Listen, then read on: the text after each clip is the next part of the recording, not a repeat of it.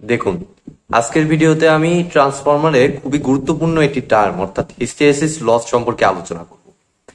তো আমার চ্যানেলে যারা নতুন তাদেরকে আমি বলবো, এর আগে কিন্তু ট্রান্সফরমারের উপর আমি বেসিক ভিডিওটি অর্থাৎ ট্রান্সফরমার কিভাবে কাজ করে সে সম্পর্কে ভিডিও আমি দিয়েছি। আপনারা আমার প্লে লিস্টে গেলেই ভিডিওটি পাবেন। এবং এর আগে কিন্তু আমি মেশিনের অন্যান্য টপিকগুলো যেমন ডিসি জেনারেটর, ইন্ডাকশন মোটর এগুলো সম্পর্কে বা ডিসি মোটর এগুলো সম্পর্কে কিন্তু ভিডিও দিছি। আপনারা আমার প্লে লিস্টে গেলেই ভিডিওগুলো পাবেন।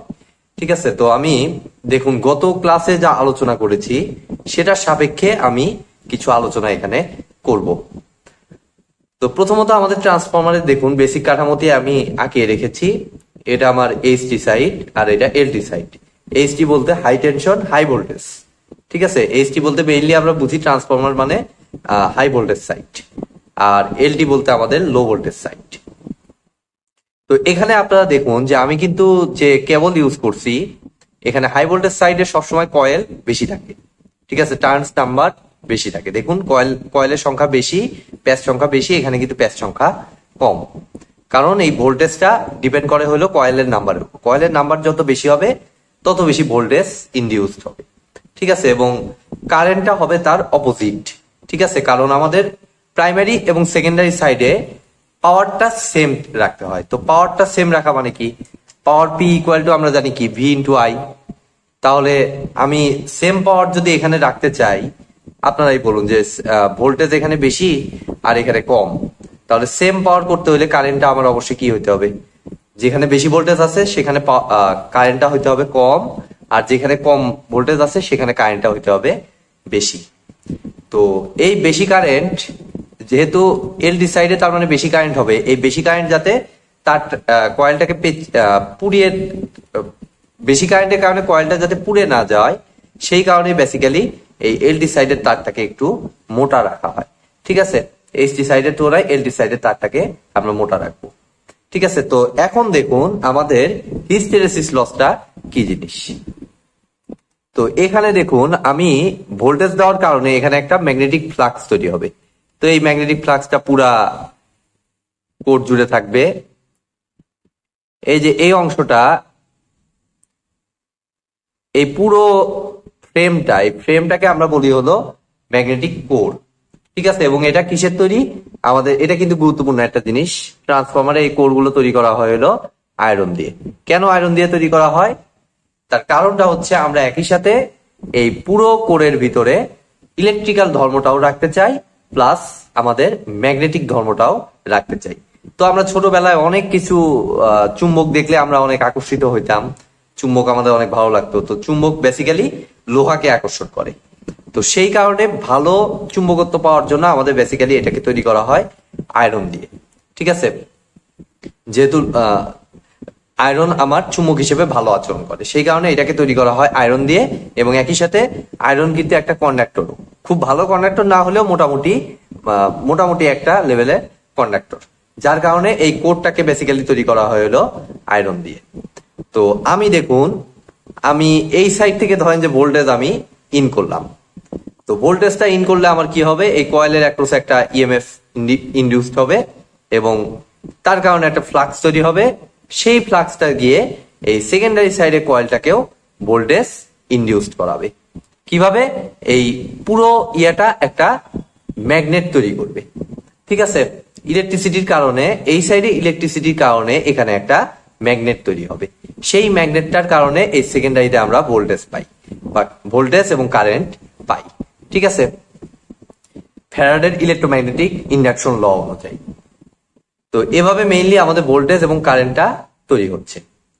তো এখন দেখুন আমি হিস্টেরেসিস লস বলতে অ্যাকচুয়ালি কি বুঝি। তো আমি ধরুন যে একটা এসি ভোল্টেজ যেহেতু আমি ইন করাচ্ছি, এখানে দেখুন আমি একটা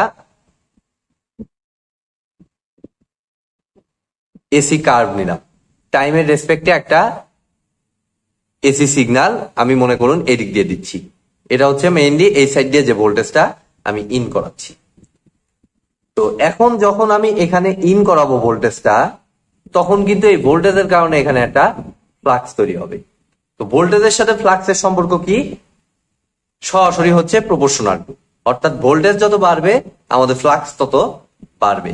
ঠিক আছে, তো আমরা যদি এখানে একটু দেখি, এই পয়েন্ট থেকে এই ম্যাক্সিমাম চূড়া পর্যন্ত ফ্লাক্সটা আস্তে আস্তে বাড়তে থাকবে।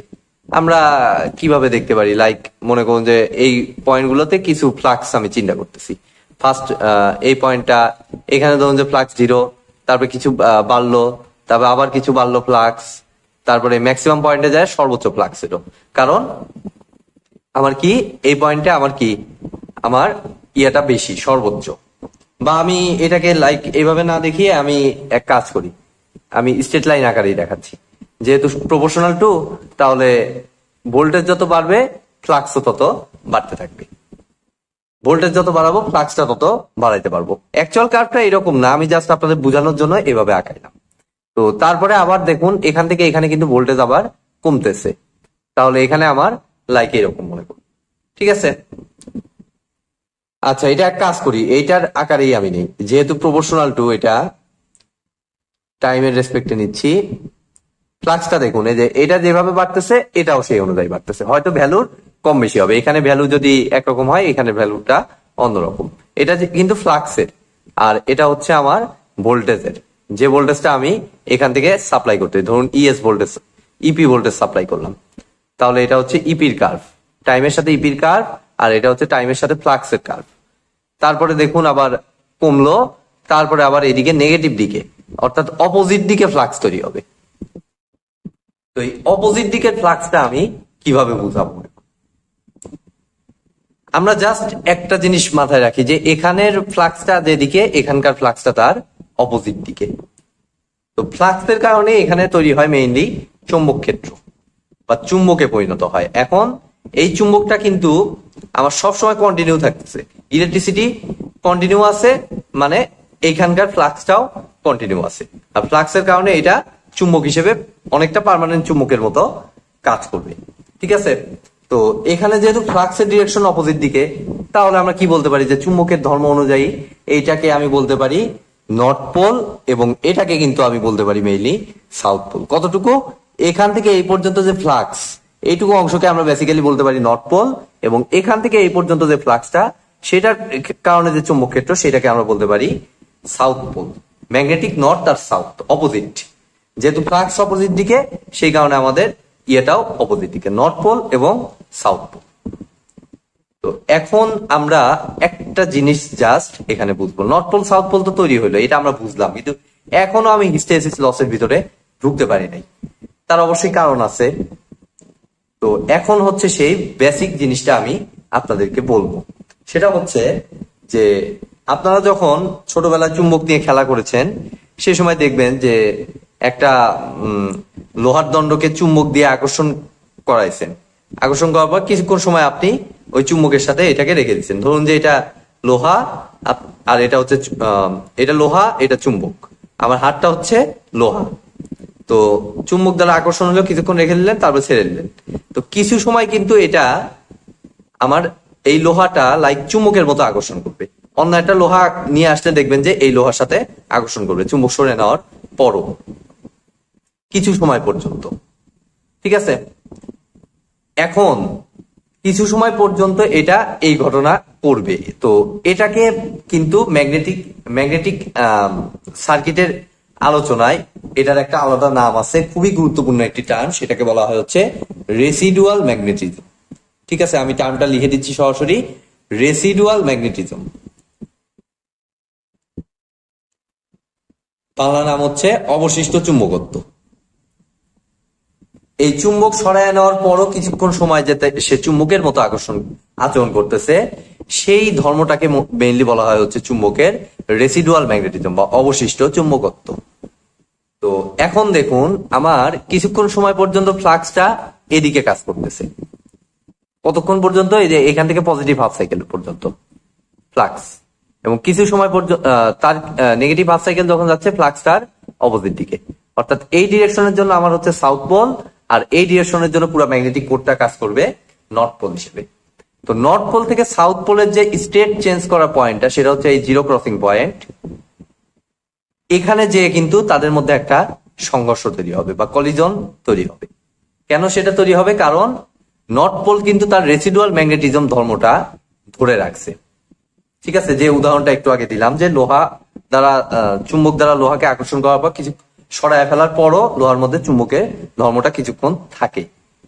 তো এই রেসিডুয়াল ম্যাগনেটিজমটা থাকার কারণে বেসিক্যালি এখানে একটা হিট প্রডিউস হবে। কারণ এই এদের ভিতরকার এই কি বলে এটার নাম, অনুচুম্বক গুলা সংঘর্ষ এবং সংঘর্ষ করে বেসিক্যালি এই রেসিডুয়াল ম্যাগনেটিজমের কারণে, এবং এটার কারণে এর ভিতরে একটা হিট প্রডিউস হয়। ঠিক আছে, তো এই হিটটাই বেসিক্যালি আমাদের হিস্টেরেসিস লস হিসেবে বিবেচিত হয়। এই হিটের কারণে মেইনলি যে লসটা হয় সেটাকেই আমরা বেসিক্যালি বলি হচ্ছে হিস্টেরেসিস লস। তো এটাই হলো বেসিক্যালি হিস্টেরেসিস লসের আলোচনা। তো আজকের মতো ভিডিওটি এ পর্যন্তই। ভিডিওটি যদি ভালো লেগে থাকে অবশ্যই ভিডিওতে একটি লাইক দিবেন, বন্ধুদের সাথে বেশি বেশি শেয়ার করবেন, আর চ্যানেলে নতুন হয়ে থাকলে অবশ্যই চ্যানেলটি সাবস্ক্রাইব করবেন। ধন্যবাদ।